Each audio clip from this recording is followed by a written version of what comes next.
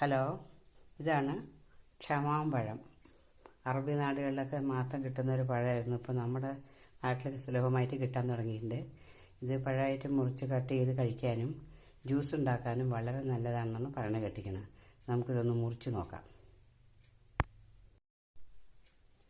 മുറിച്ച് നോക്കിയപ്പോൾ ഇതിൻ്റെ അകവശം നമ്മുടെ നാട്ടിലെ വെള്ളരിക്ക പോലെയുണ്ട്. ഇതിൻ്റെ വിത്ത് കണ്ടില്ലേ? വെള്ളരിക്കയുടെ വിത്ത് പോലെ തന്നെയാണ് ഇരിക്കുന്നത്. ഇനി ഇതിനെ ജ്യൂസ് അടിച്ച് നോക്കണം എന്നുണ്ട്. എനിക്കിത് ചെയ്ത് പരിചയമില്ല. എങ്കിലും നമുക്കിതിനെ ഒന്ന് മധുരം ചേർത്തിട്ട് തന്നെ ജ്യൂസ് അടിച്ച് നോക്കാം.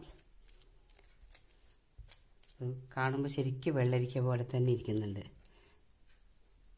നമുക്കത് ജ്യൂസ് അടിച്ച് നോക്കാം.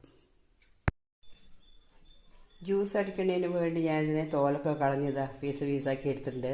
ഇതിപ്പോൾ ശരിക്കും കണ്ട പപ്പായ പോലെയാണ് ഇരിക്കുന്നത്. പപ്പായയുടെ ഒരു ടേസ്റ്റ് ഇതിനുണ്ട്.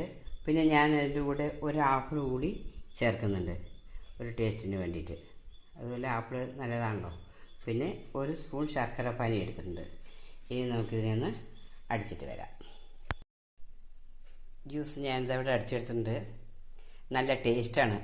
ഏതാണ്ട് തണ്ണിമത്തൻ്റെ ജ്യൂസ് നമ്മൾ കുടിക്കുന്ന പോലെ അതൊരു ടേസ്റ്റാണ് കഴിച്ച് നോക്കിയപ്പോൾ.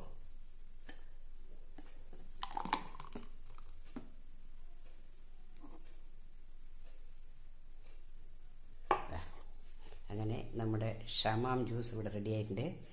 ഇത് നല്ല ടേസ്റ്റൊക്കെ ഉണ്ട്. അതുമാത്രമല്ല വിശപ്പ് മാറാനും വളരെ നല്ലൊരു ജ്യൂസാണെന്ന് തോന്നുന്നു. ആരോഗ്യത്തിനും എല്ലാവരും ഒന്ന് ട്രൈ ചെയ്യണേ. Okay, thank you for watching.